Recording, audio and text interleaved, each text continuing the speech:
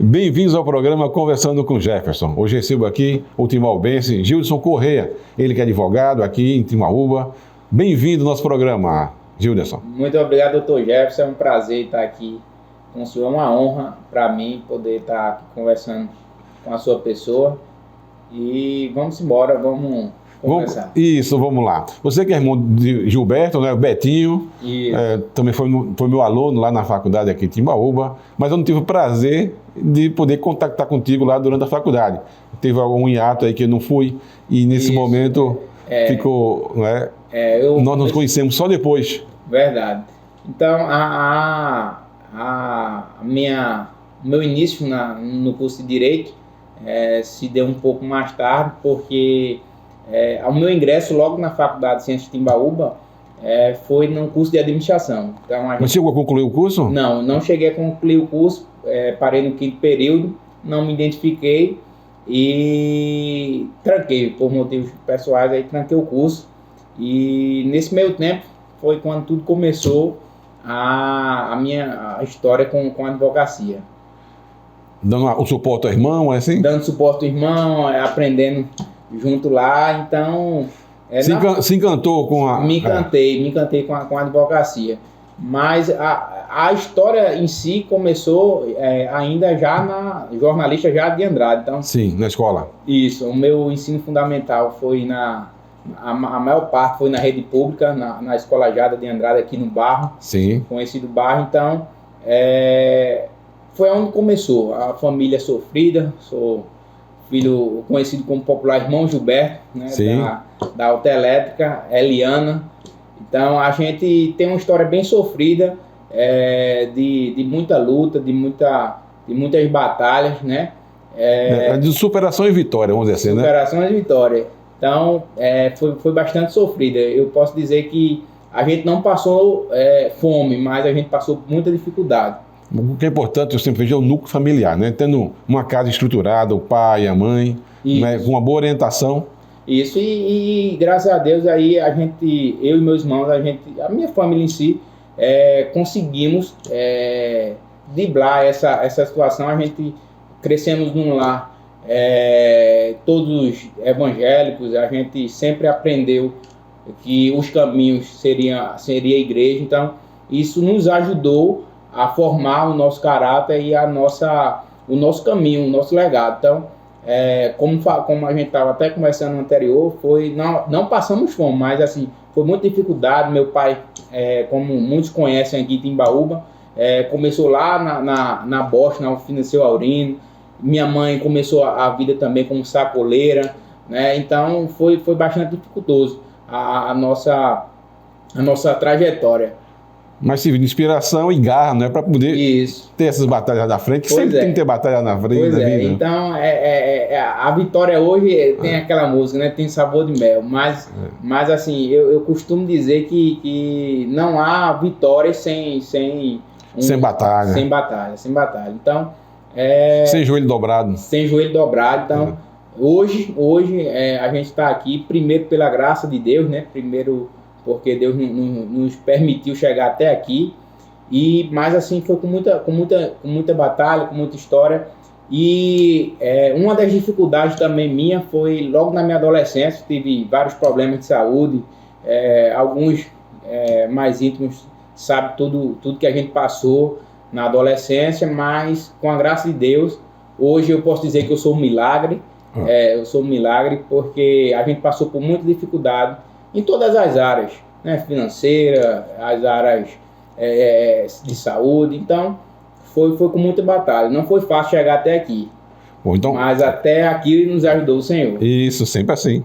Essa é uma mensagem que eu também sempre penso dessa forma também. Sem o Senhor, não somos nada. Verdade. Não é verdade? Mas, então você se encantou com o direito mesmo? Tem pretensão de passar para o Ministério Público, alguma coisa desse tipo? Não, assim, quando eu comecei a faculdade, eu já atuava na fase administrativa, eu prestava assessoria, a questão de acidente de trânsito, a gente dava aquele suporte para receber o DPVAT, sempre atuei também na área previdenciária administrativa, fazendo pedido de concessão, de restabelecimento de benefícios, etc. Então, quando eu cheguei na faculdade, eu já me encantei pelo aquele direito que eu já aplicava. Então, a faculdade ele só revalidava, Sim. ele só revalidava o que eu já queria. Então, eu já tinha um propósito quando eu cheguei na faculdade, era advogar. Então, tá aqui um ser humano vocacionado que não sabe fazer nada da vida senão advogar. Então, hoje eu me encontrei na minha profissão, hoje eu não sei fazer nada senão advogar.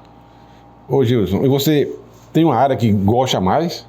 Me especializo na área previdenciária e trabalhística, o qual faço a minha pós-graduação e já tô concluindo. Mas, embora ter feito a minha OAB, que a gente, quando faz o exame da ordem, a gente escolhe uma área que a gente quer fazer a segunda fase, que é uma peça de redação. Então, eu escolhi em Direito Penal. Ainda no 8º período, com a graça de Deus, consegui lograr êxito na OAB, logo de cara consegui passar no exame de ordem e escolhi em penal. É uma área que eu gosto muito da teoria, eu gosto de estudar, porém, na prática, eu não atuo com muito vigor. O meu vigor é mais na área previdenciária e trabalhista e algumas situações cíveis. Ô Gilson, mas você só atua em Timbaúba e em outras cidades também? Hoje a gente está na cidade do Carpina, na cidade do Recife e Cabo Santo Agostinho, que em Carpina inauguramos um escritório, uma nova filial agora há pouco. E sempre já trabalhávamos no Cabo Santo Agostinho, que inclusive faço parte também como um voluntário, exercendo a minha profissão. Como é que esse voluntariado acontece? Conta pra gente. Isso, existe um projeto lá na cidade do Cabo de Santo Agostinho, que é o Mão Solidária. Esse é um projeto social que atinge todos os bairros. Cada semana realizado um projeto nos bairros do Cabo de Santo Agostinho, e com sopão, com corte de cabelo e outros serviços para as comunidades do Cabo de Santo Agostinho. Mas é o seu escritório que faz isso ou não? Não. Existe um projeto do Mão Solidária que é o responsável, é o presbítero Roberlan. Então ele junta o pessoal da equipe da igreja dele, da congregação dele, e com os voluntários fazem esse trabalho. Que bom. Aqui em Timbaúba também existe um projeto também, alguns projetos, não é, que também acontece da mesma forma. Levam advogados, tem médicos, dentistas, e faz essa parte social que é muito importante, que às vezes tem uma parte da população que é esquecida.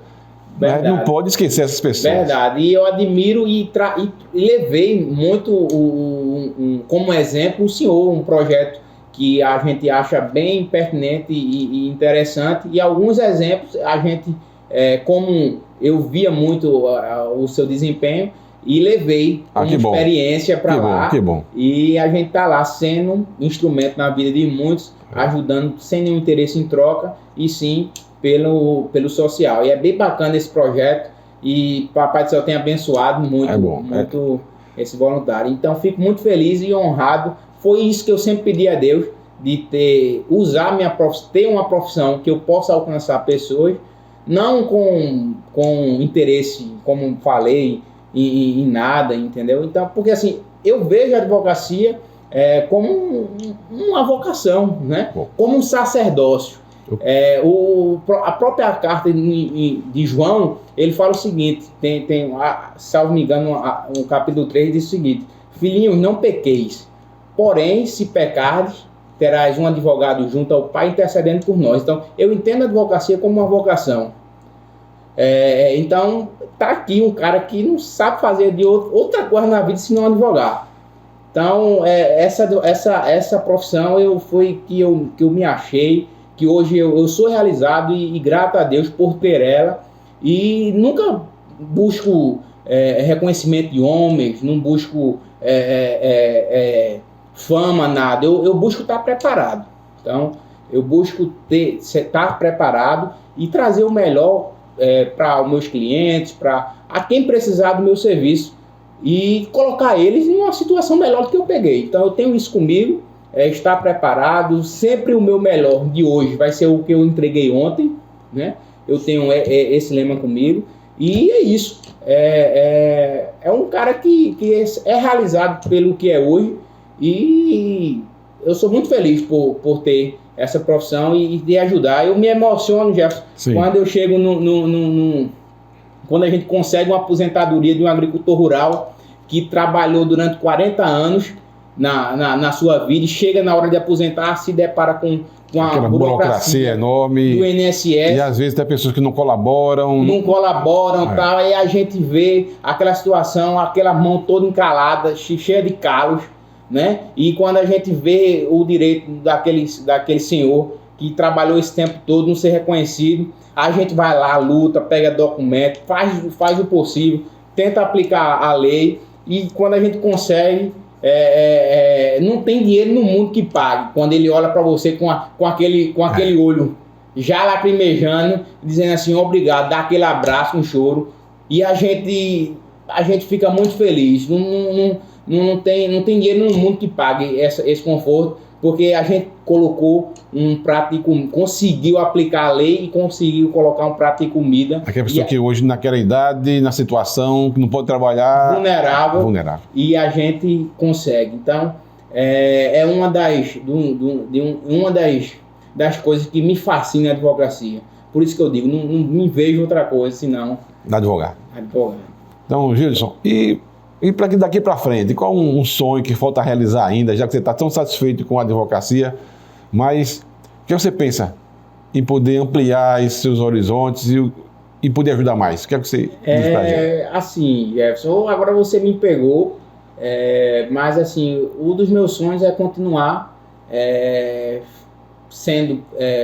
me tornar mais ainda preparado e exercer com mais excelência a minha profissão e alcançar mais vidas. A gente pretende também ampliar a questão dos projetos sociais e ajudar essas pessoas carentes aí com a nossa profissão e com o que Papai do Céu nos der em nossas mãos para fazer.